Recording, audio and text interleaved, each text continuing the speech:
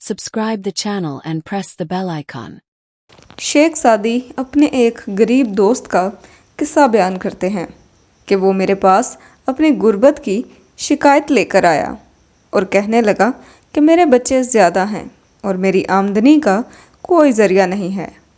अब मुझ में फाका की हिम्मत बाकी नहीं रही और कई मर्तबा ये ख्याल करता हूँ कि किसी दूसरे मुल्क चला जाऊँ और फिर ये ख्याल आता है कि जैसा भी मुमकिन हो यहीं रहूँ।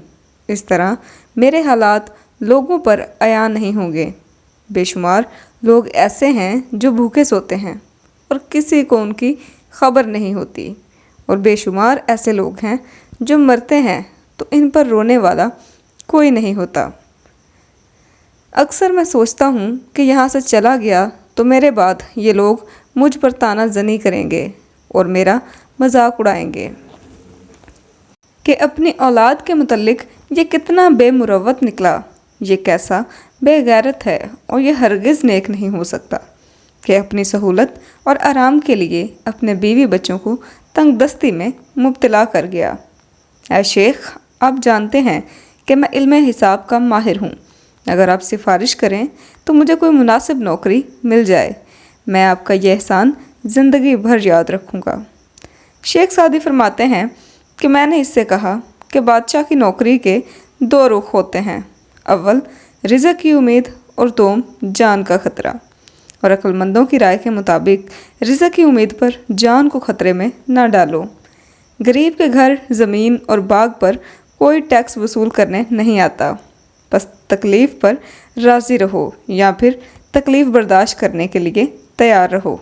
शख्स ने कहा कि ऐ शेख, आपने मेरे दुख का अंदाज़ा नहीं किया और ये मेरे सवाल का जवाब नहीं है। क्या आपने सुना नहीं कि जो ख़यानत करता है उसी का हाथ कांपता है।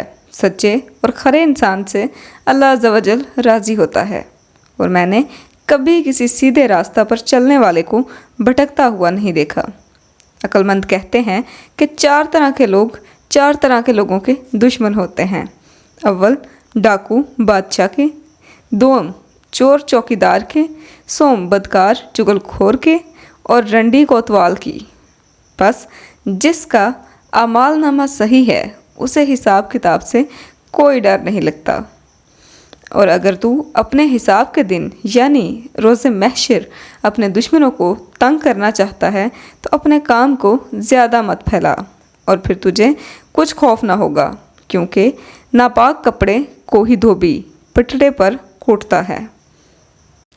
मैंने उसे एक लोमड़ी का किस्सा उसके हाल के मुताबिक बयान किया कि एक लोमड़ी को भागते देखकर लोगों ने पूछा कि तुझे क्या मुसीबत आन पड़ी कि तू इतना दौड़ रही है।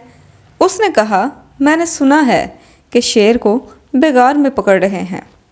लोगों ने कहा कि ऐ बेवकूफ़, तेरी शेर से क्या निस्बत। उसने कहा कि तुम चुप रहो। अगर हासदों ने दुश्मनी में ये कह दिया कि ये शेर का बच्चा है तो फिर मेरा क्या बनेगा और मुझे कौन छुड़ाएगा। जब तक इराक से तरियाक लाया जाएगा सांप का डसा हुआ मर जाएगा। ऐ दोस्त, बेशक तू दयानतदारी के साथ काम करेगा, मगर उन हासदों का क्या जो हसद में मुब्तला होंगे।